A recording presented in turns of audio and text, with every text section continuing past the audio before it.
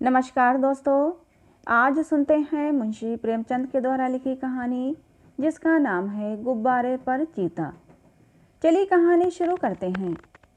मैं तो ज़रूर जाऊंगा, चाहे कोई छुट्टी दे या ना दे। बलदेव सब लड़कों को सर्कस देखने चलने की सलाह दे रहा है। बात यह थी कि स्कूल के पास एक मैदान में सर्कस पार्टी आई हुई थी। सारे शहर की दीवारों पर उसके विज्ञापन चिपका दिए गए थे। विज्ञापन में तरह तरह के जंगली जानवर अजीब अजीब काम करते दिखाए गए थे। लड़के तमाशा देखने के लिए ललचा रहे थे।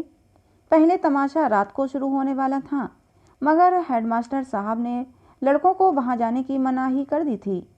इश्तेहार बड़ा आकर्षक था। कुछ इस तरह था, आ गया है। जिस तमाशे की आप लोग भूख प्यास छोड़कर इंतजार कर रहे थे, वही बम्बई सर्कस आ गया है। आइए और तमाशे का आनंद उठाइए।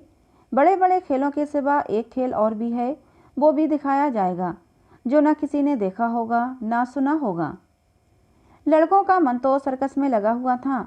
सामने किताबें खोले जानवरों की चर्चा कर रहे थे। क्यों कर शेर और बकरी एक बर्तन में पानी पिएंगे, और इतना बड़ा हाथी पैर गाड़ी पर कैसे बैठेगा।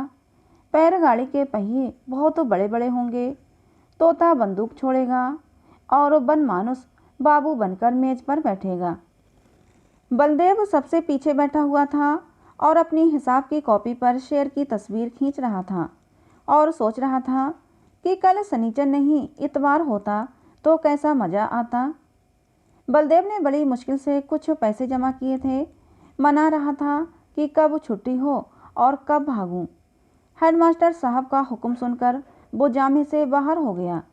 छुट्टी होते ही वो बाहर मैदान में निकल आया और लड़कों से बोला, मैं तो ज़रूर जाऊंगा, चाहे कोई छुट्टी दे या ना दे।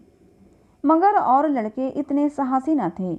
कोई उसके साथ जाने पर राजी न हुआ। बलदेव अब अकेला पड़ गया था, मगर वो बड़ा जिद्दी था। दिल में जो बात तो बैठ जाती थी उसे पूरा करके ही छोड़ता था। शनिचर को और लड़के तो मास्टर के साथ गेंद खेलने चले गए। बलदेव चुपके से खिसक कर सर्कस की ओर चला। वहां पहुंचते ही उसने जानवरों को देखने के लिए एक आने का टिकट खरीदा और जानवरों को देखने लगा। इन जानवरों को देखकर बलदेव मन में बहुत झुंझलाया। वो शेर है, मालूम होता है महीनों से इसे मलेरिया बुखार आ रहा हो। वो भला क्या 20 हाथ ऊंचा उछलेगा, और ये सुंदर वन का बाग है, जैसे किसी ने इसका खून चूस लिया हो। मुर्दे की तरह पड़ा हुआ है। और वाह रे भालू, ये भालू है या सुअर, और वो भी काना, जैसे मौत के चंगुल से निकल भागा हो। अलबत्ता चीता कुछ जानदार है, और एक 3 टांग का कुत्ता भी। ये कहकर बड़े जोर से हंसा। उसकी एक टांग किसने काट ली? दुम कटे कुत्ते तो देखे थे, पर पैर कटा कुत्ता आज ही देखा। और फिर ये दौड़ेगा कैसे? उसे अफसोस हुआ कि गेंद छोड़कर यहाँ नाहक आया। एक आने पैसे भी गए। इतने में एक बड़ा भारी गुब्बारा दिखाई दिया। उसके पास से एक आदमी खड़ा चिल्ला रहा था, आओ चले आओ, 4 आने में आसमान की सैर करो। अभी वो उसी तरफ देख रहा था कि अचानक शोर सुनकर वो चौंक पड़ा। पीछे फिरकर देखा तो मारे डर के उसका दिल कांप उठा। वही चीता न जाने किस तरह पिंजरे से निकलकर उसी की तरफ दौड़ा चला आ रहा था। बलदेव जान लेकर भागा। इतने में एक और तमाशा हुआ। इधर से चीता गुब्बारे की तरफ दौड़ा। जो आदमी गुब्बारे की रस्सी पकड़े हुए था, वो चीते को अपनी तरफ आता देखकर बेतहाशा भागा। बलदेव को और कुछ न सूझा तो वो झट से गुब्बारे पर चढ़ गया।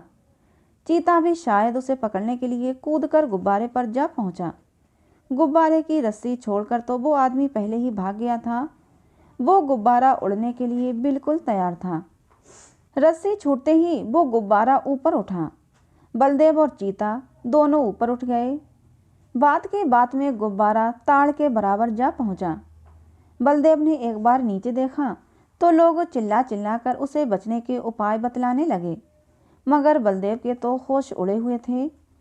उसकी समझ में कोई बात न आई। ज्यों ज्यों गुब्बारा ऊपर उठता जाता था, चीते की जान निकली जाती थी। उसकी समझ में न आता था कि कौन मुझे आसमान की ओर लिए जाता है।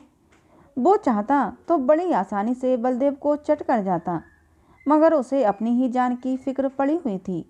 सारा चीतापन भूल गया था। आखिर वो इतना डरा कि हाथ पांव उसके फूल गए और फिसलकर उल्टा नीचे गिरा, और नीचे गिरते ही उसकी हड्डी पसली चूर चूर हो गई। अब तक तो बलदेव को चीते का डर था, अब ये फिक्र हुई कि गुब्बारा मुझे कहाँ लिए जाता है। वो एक बार घंटा घर की मीनार पर चढ़ा था। ऊपर से उसे नीचे के आदमी खिलौनों से और घर घरौंदे से लगते थे, मगर इस वक्त वो उससे भी कई गुना ऊंचा था। एकाएक उसे एक बात याद आ गई। उसने किसी किताब में पढ़ा था कि गुब्बारे का मुंह खोल देने से गैस निकल जाती है और गुब्बारा नीचे उतर आता है, मगर उसे ये न मालूम था कि मुंह बहुत धीरे धीरे खोलना चाहिए। उसने एकदम उसका मुंह खोल दिया और गुब्बारा बड़े जोर से नीचे गिरने लगा। जब वो ज़मीन से थोड़ी ऊंचाई पर आ गया तो उसने नीचे की तरफ देखा, दरिया बह रहा था। फिर तो वो रस्सी छोड़कर दरिया में कूद पड़ा और तैरकर निकल आया। तो दोस्तों, ये मुंशी प्रेमचंद के द्वारा लिखी एक बाल कहानी थी। ये कहानी आपको कैसी लगी कमेंट बॉक्स में ज़रूर बताना। अच्छी लगी हो तो प्लीज़ इसे एक लाइक और चैनल को सब्सक्राइब जरूर कर लेना। मिलते हैं अगली किसी नई कहानी में।